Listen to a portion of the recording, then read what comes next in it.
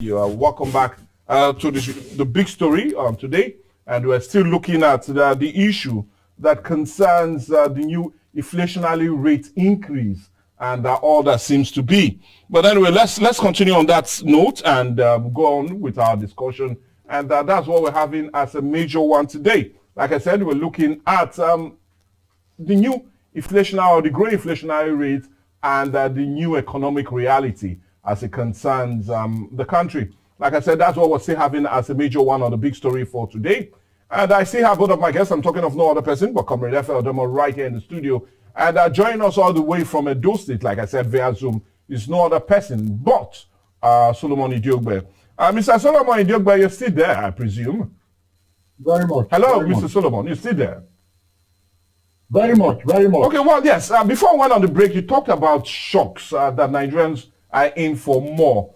And talking about shocks, or rather shocker, Nigerians woke up yesterday to that very news of the pump price being increased for that of petroleum product or petrol itself by no other but the NNPCL. And one of the reasons given by the chief executive officer of the NNPCL, Malakiari, was that it was basically market force. And when he means market force, he's talking about the international price of oil in the market was the very reason for that increase. But I'm forced to ask a question.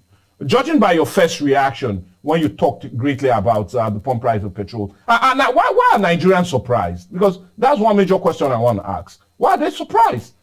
Don't they know that the removal of fuel subsidy would definitely means that market forces will determine? Is that not so? I'm really surprised that they are reacting to this, because now it's full and total deregulation of the downstream sector. Were they not expecting it to go up and go down?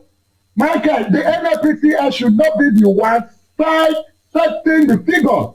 If you said it's the regulation that buy, pay as you go, buy as you sell as you buy, then it should not be. There should not be a place figure by NNPCL. So who's deceiving who? At one point, NNPC was telling us that they were paying for subsidy. And at the other point, the people said Nigerian government were owing them. NNPC said Nigerian government is owing. Who is deceiving who? So the issue of Nigeria, yes, we knew, but that was not the federal, what the federal government told us. That by the regulation and all the indices we put in place, the core petroleum product system will come down because products will now be easy. The short importation. Look at the Dangote refinery that they told us all the stories about.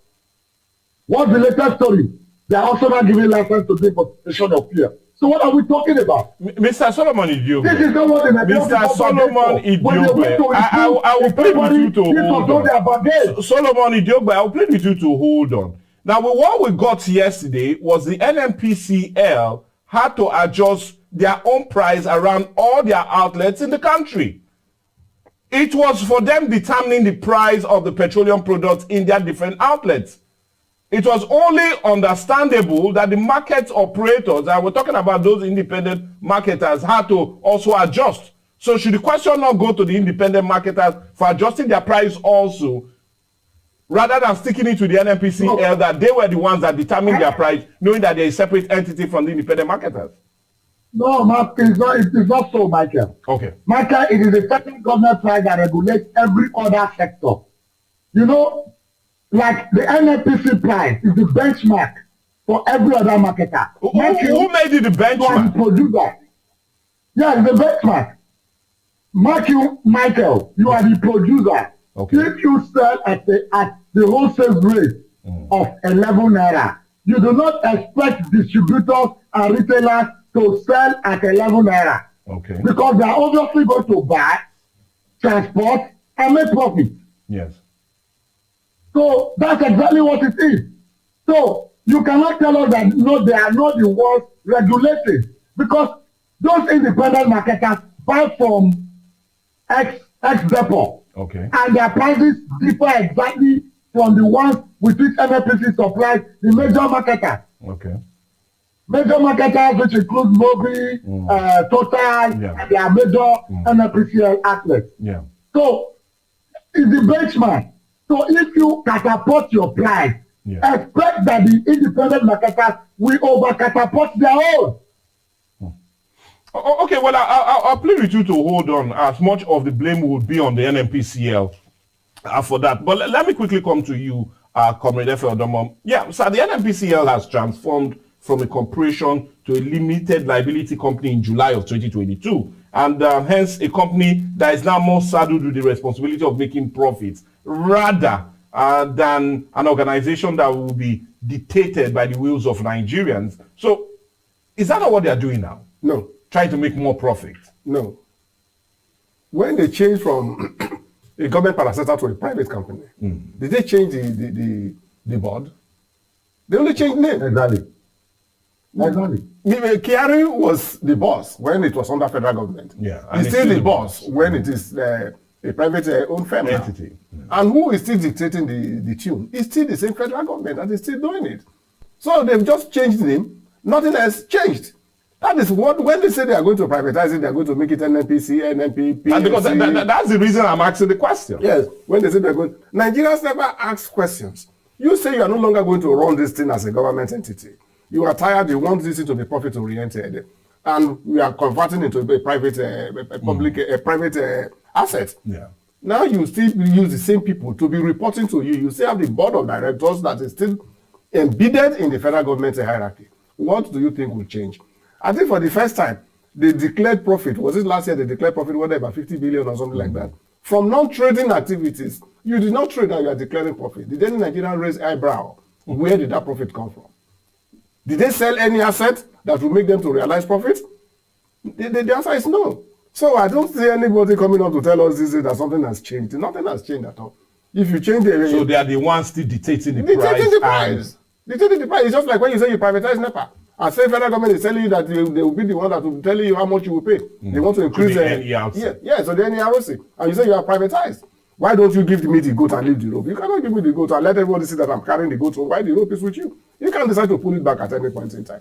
The federal government should at least be up and doing. Let them be sincere. We are all Nigerians. They are only there in trust for you and I that because every one of us cannot sit on that table.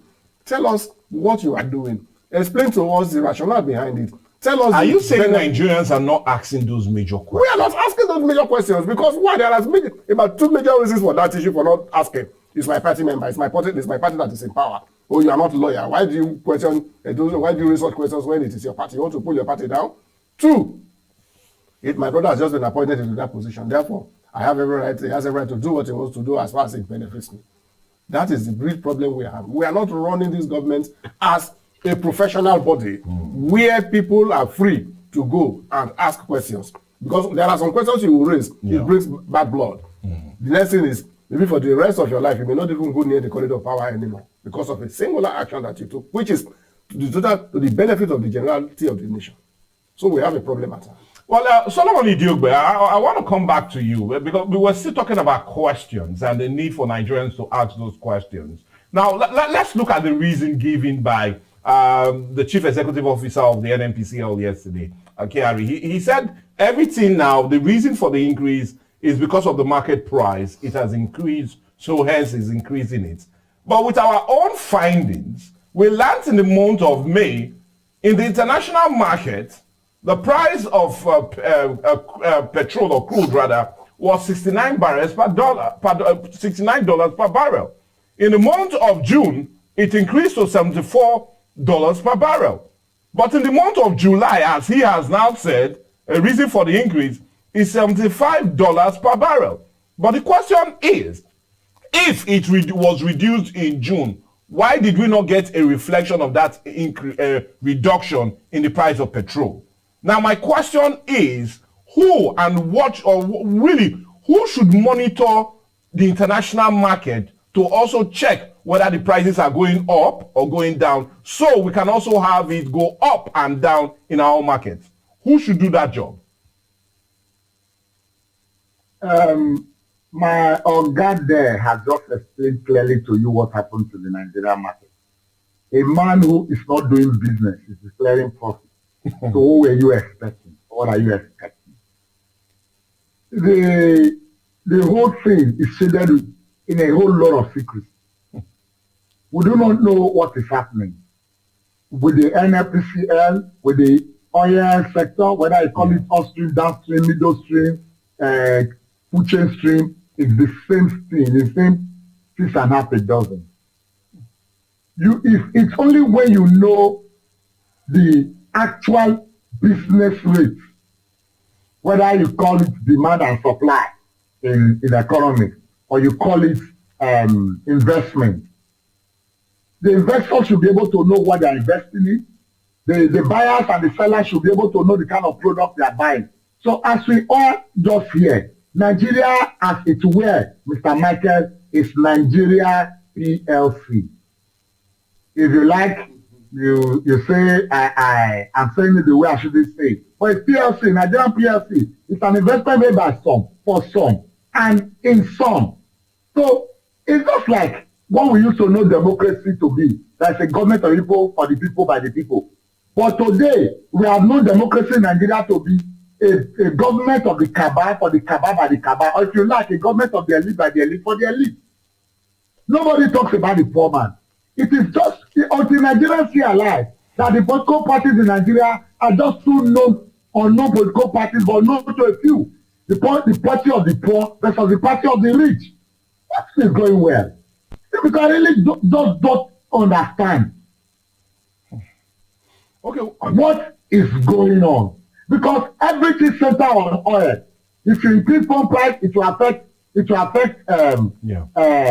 food, it will affect transportation, it will affect accommodation, it will affect clothing, it will affect virtually everything. But Solomon Idiogbe, that brings me back to my question. Solomon Idiogbe, you have the civil society, and my question still remains. Can't we ask them the questions on why there is an increase and why there should be a reduction? Because in June, the international pump price or the international oil price for crude reduced to $74.1 per barrel. Now it's 75 and he has increased it. But in June, there was no reduction. So can those questions be asked? Michael, it cannot increase. Why didn't you ask Ministry of Humanitarian Affairs that while people were on vacation, they were still doing homegrown feeding? Why didn't you ask them that why is it that people retire? They are not doing more employment. Yes, recurrent expenditure is still where it is, if not increasing. My organ there at the studio, I made it clear. Nigeria is just meant for the few. When your brother is there, he has not bought a new car, he has not built a new house. The family will be the first to call him to say, what is wrong with you? Didn't you know when Ezego was there? Within 6 months, he bought a new car, and that's just it. It's just. Look, Michael, nobody can answer. I understand the emotions. If you do not take that, there are certain comments to make right on this studio. I understand. Those regulatory dogs will bounce on you and say, we are declaring hate speech. Yet, when it was recorded that the president said if they remove him on the account of 25% of Abuja, there will be anarchy. Nobody said it was hate speech. So the rules are not meant for us. In advanced countries, the laws are meant for the weak and feeble against the strong and mighty. But in Nigeria, the laws are meant for the strong and mighty against the weak and feeble. That's what we are. And that's how we run it. Who will ask the question? You? The ones you are asking are not enough questions? Okay, well, Solomon Idiogbe, I will really understand your anger, and I'll plead with you to hold on. The National Assembly that we had, the former one, was more or less like a rubber stamp. This one can be described as just the ink. Where the man who owns Solomon Idiogbe, I will plead with you to hold on. I will plead with you to hold on, please. Solomon, I'll plead with you to hold on. Let me quickly continue. This issue we are discussing now takes my mind back to 2013 when I was in the council. We went for a seminar. Then one guy raised the question and said, look, we are talking of sources of revenue to the local government. And we know the federal allocation, the state allocation, and all this and all that. Say, but sir, there is one of the sources that we have never discussed any day, anywhere. And I asked him, which one is that? He said, internally generated revenue of the local government. That is very sure that is the thing is within the chairman, the HPM, and the secretary to the local government. Why is it not revolving around the whole local government? You know, the chairman stood up and said, look, don't ask that question here. When you get back to your council, go to your chairman and find out what is happening to that.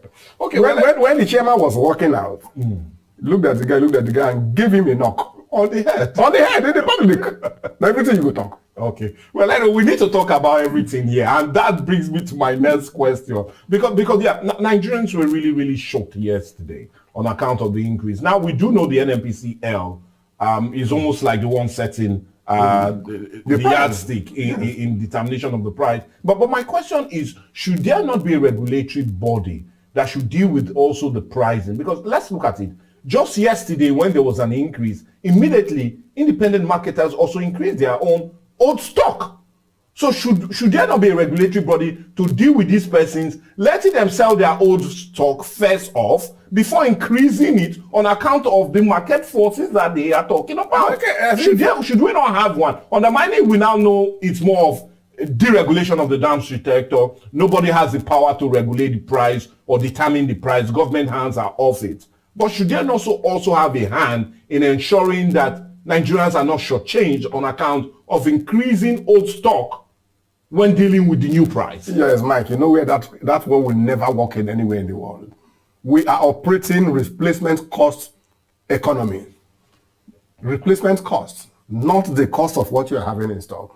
If you are selling at 500 naira and government comes tomorrow and says they have increased it to 600 naira and you continue selling 500 naira, 500 times 30,000 liters per truck, how much is it? 600 times 30,000 liters per truck, how much is it? Now look at that differential between the 500 and the 600, which is 100 naira. Multiplied by 30,000 liters. That is, if you're operating a truck of 30, we still have a truck of 45,000, 50,000.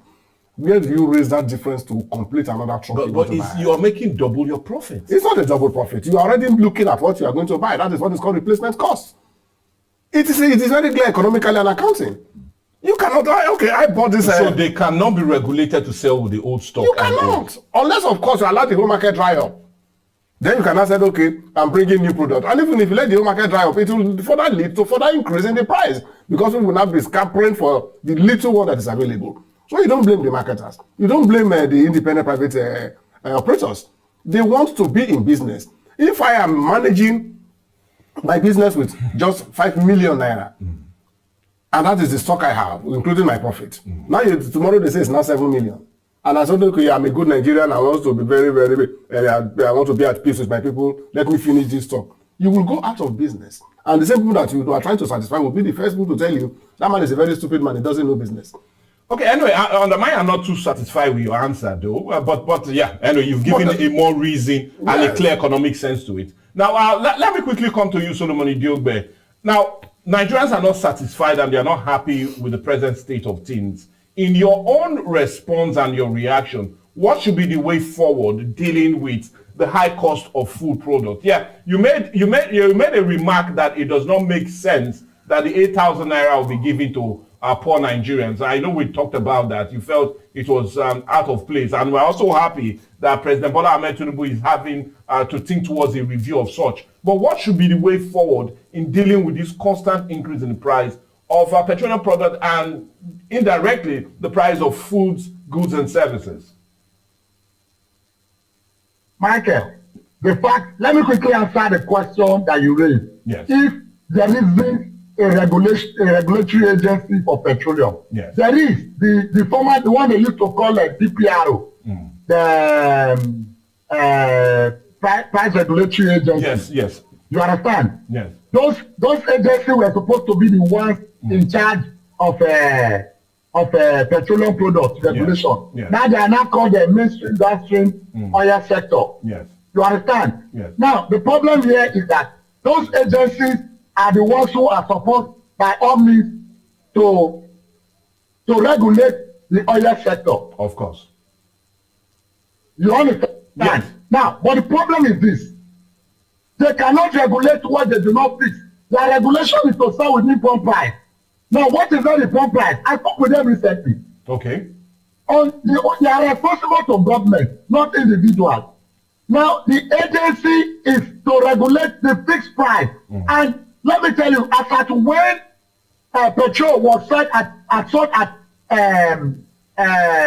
511 yes, at the outlet, they were allowed to sell between 517 to 520. So at that point, some of them want to tell you that they bought the 520. And then, you know, Nigerians, they will always be able to bring you a bucket when they were able to buy at 120. So you do not expect that marketer who bought at 520 to sell at 520. He or she is expected to sell at about 530 because by the time you now add transportation and other costs, it will go up. So it is just a show, my brother. It's a show. Now, on the issue of increment in foodstuff and all that. Yes. Michael, one thing. How can a government borrow money?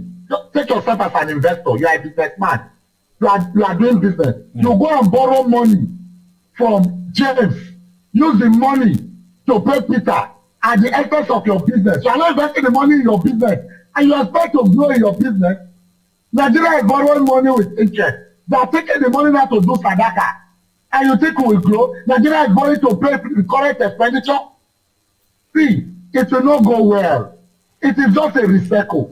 How can you imagine a National Assembly will do first reading, second reading, passage of a bill within 1 day? That's for a shame.